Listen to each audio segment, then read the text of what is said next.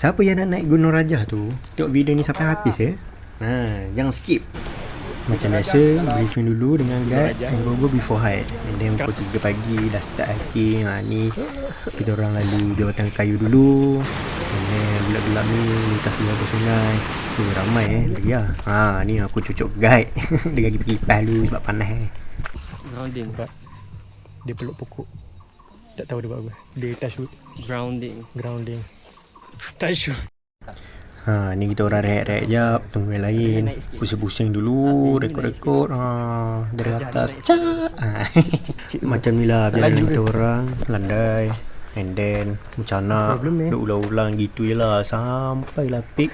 Sampai ke naik muak banyak jugalah rehat kan, sebab kita ikut guide. Tahu-tahu dah sampai Falls Peak. Dan ni nak bergerak ke peak. Let's go. Yes, kita dah sampai tangga kematian. Tak adalah bukan tangga kematian. Okay, naik, nampak ni orang bawah kat bawah. Naik sikit lagi. Pergi jauh. Jaya tinggi guys. Okay guys, for your information, kita orang lalu dari sana tadi dekat Falls Peak. And then kita turun, then naik balik tangga yang tadi. So kita teruskan perjalanan naik atas ni. Okay, jom. Sebelum sampai peak, korang akan lalu pacak ni. And then korang dapat view belah kiri yang cantik begitu.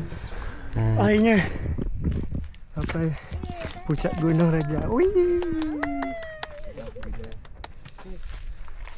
Kadang-kadang sebulan sampai 6 kali buat Rajah. Kadang-kadang. Okay guys, kita dah sampai puncak Gunung Rajah.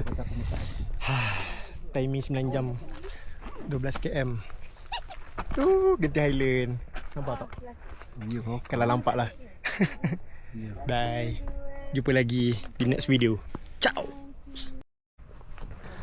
Ni lah dia view Peak Rajah yang korang naik tadi. Bukan korang, aku yang naik tadi. Boleh dikatakan 360 darjah. Dan korang akan dapat view Genting Highland belah sana. Ni kita orang rehat-rehat dulu sebelum turun, makan-makan, tidur ke. Yang ni healing site dekat sungai sebelum sampai bawah.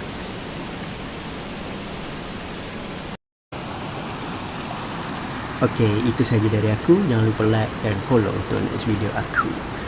Ciao. Alamak, tak habis lagi.